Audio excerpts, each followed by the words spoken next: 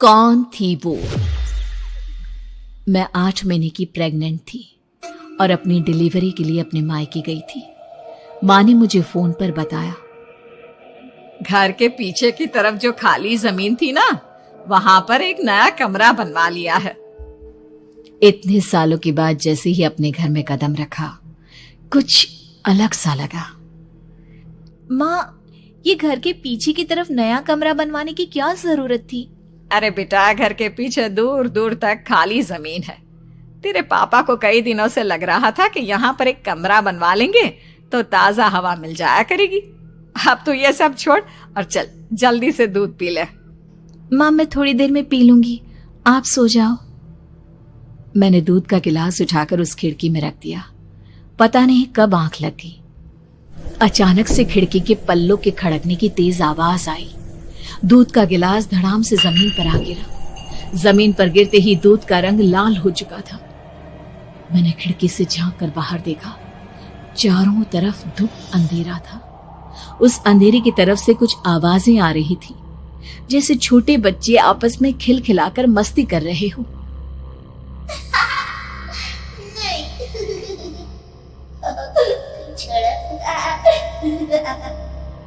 इतनी रात को इतने घनघोर अंधेरे में बच्चों की आवाज कैसे आ रही है? घड़ी में वक्त देखा तो ठीक 12 बजे थे। देखकर मैं सन्न रह गई।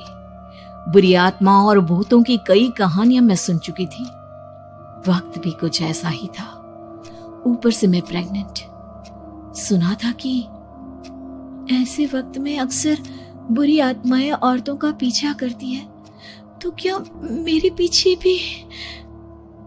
पसीने से तरबतर बड़ी मुश्किल से, जैसे कांपते हाथों से मैंने उस खिड़की को बंद किया। जल्दी से जल्दी उस कमरे से बाहर निकलकर माँ के पास जाने के बारे में सोचा, लेकिन जैसे ही दरवाजे की तरफ पलटी, लगा कोई साया हवा की स्पीड से दरवाजे के सामने से गुजर गया। मेरे गले में अटक कर रह गई। मैं जोर से चीख कर माँ को बुलाना चाहती थी, लेकिन वो आवाज खुद मेरे कानों तक नहीं पहुंच पा रही थी।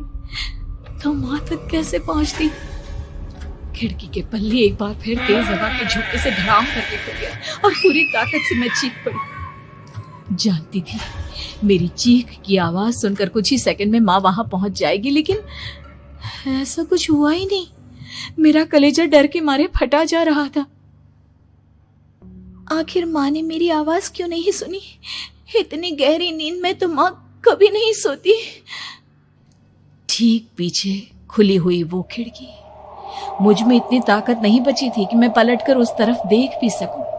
हवा का एक सनसनाता हुआ झोंका उसी वक्त मेरे कानों से आकर टकराया। लगा जैसे किसी ने दबी हुई आवाज में धीरे से मुझसे कहा, चली जाओ यहाँ से। मैंने दोनों हाथ अपने कानों पर रख लिए और एक बार फिर ताकत लगाकर जोर से चीखने की कोशिश की।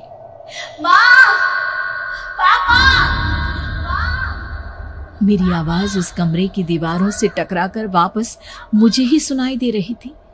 जितनी ताकत के साथ मैंने चीखने की कोशिश की थी, कुछ ही देर बाद उससे कहीं ज्यादा तेज और दर्दनाक चीख मुझे सुनाई देने लगी। ये आवाज ठीक मेरे पीछे खिड़की से आ रही थी। वो आवाज मेरे कानों में पिघलते हुए लोहे की तरह गिर रही थी। उन आवाजों में हैवानियत थी।